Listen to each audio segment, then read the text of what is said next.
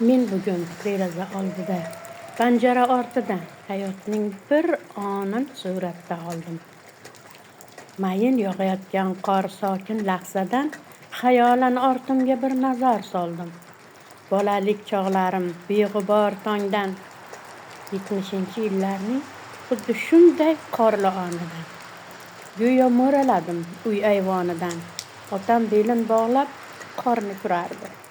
Onam esa asta avaylab somsa nonlar yopardi. Sandalda oyog'ini uzatgan bobom beshikdagi ukamni yuzini ochardi. Kichkina kulchacha olgan bir ukam qushlarga ham biroz rizqdan sochardi. O'shanda bu qorlar pag'a yog'ardi.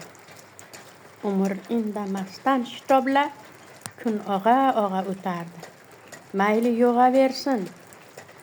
Axir vaqtida oppoq qor oqliklar olib keladi. Kelinglar duoga qo'shiling. Hammang bobom shunday deya qo'lin ochardi. Amin.